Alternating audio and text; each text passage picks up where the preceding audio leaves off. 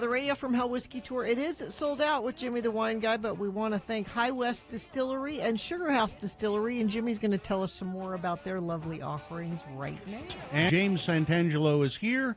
You want to talk about these two? Yeah, we have our two sponsors for the event tomorrow, Sugar House Distillery and High West. The Sugar House, we'll take them one at a time. Sugar House is the first one I poured.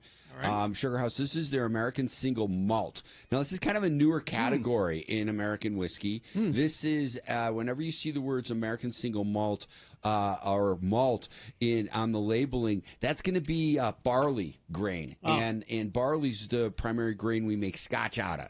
So this is kind of made in the tradition of a scotch. We're malting the barley, but then we're aging for a number of years in brand new American oak barrels.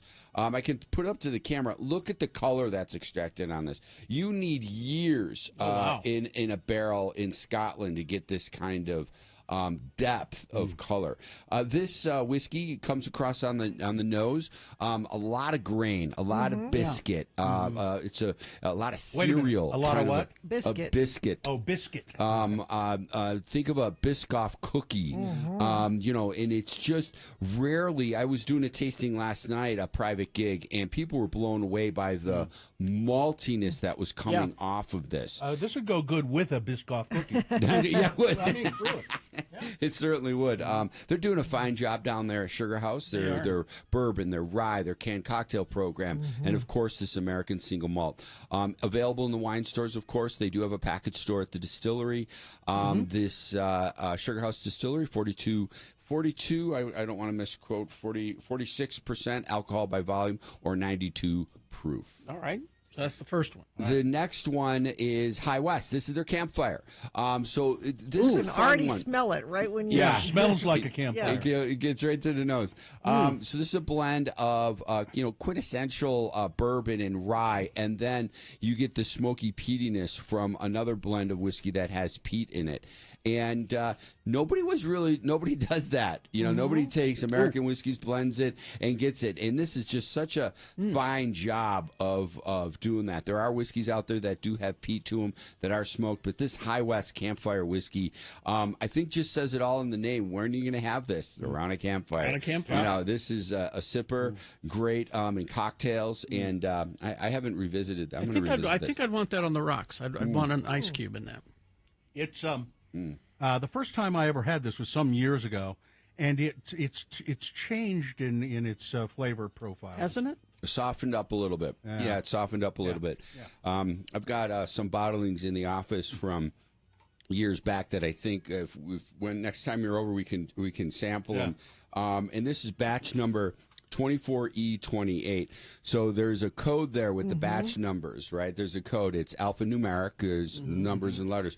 But the 24 is the year. So a batch is when that whiskey was married, blended, and then put into this bottle. So it was put into this bottle. The batch date is 2024. E represents the month. So A for January, B for February.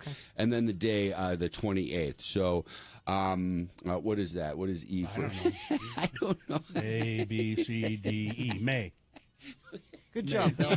Your fingers and toes. I used my fingers. He went to college. A, B, C, you can tell. D, E. May. So, but that's fun. That's just fun things about High West. Here are two sponsors for the whiskey tour tomorrow. It's going to be a lot of fun. It's going to be great. Let's see. We got some questions I know in text. We got a couple, yeah. We can take phone calls too. 877-602-9696. If you hurry.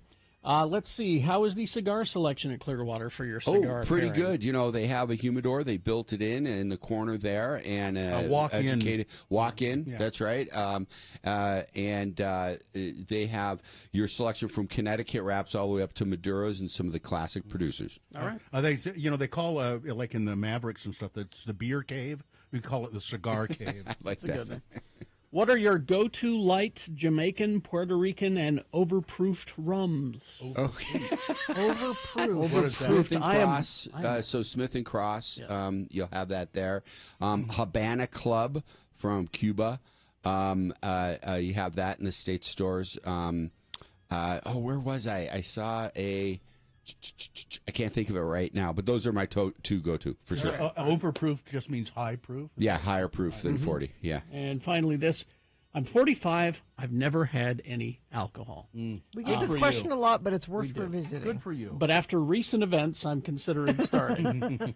What's something that's not too heavy that an amateur like me can enjoy at home? Yeah, so in the wine starter, world, yeah. something soft and bubbly, maybe a little bit of off dryness to make it approachable. These are your Moscato d'Astis. Those are a lot of fun. And they'll have a little fizz to it. It's carbonated, it's bubbly, it's a sparkling wine category, but it's off dry and it's lower alcohol. So Moscato d'Asti. There you go. All right. Well, we'll see you tomorrow, Jimmy. This is exciting. If the tickets are sold out for the tour, but you could join Bill at our final destination, the Ruin. That'd be great. Yeah, tour be damned. 4:30, right in there as well. We'll Yeah, be dress winding for the up. weather. I think we might have some weather A tomorrow. little bit, yeah. Yeah, so dress for the weather. You are Utahn, so you know how to do that But when we're we'll be going to walking. drink whiskey and walk, so we'll be warm. I'll have you warmed on the inside. That's the best. All right. Thanks, guys. Have a great weekend. Thank you, Jimmy. WineAcademyofUtah.com. That's where you will find the generous and patient proprietor, Jimmy Santangelo.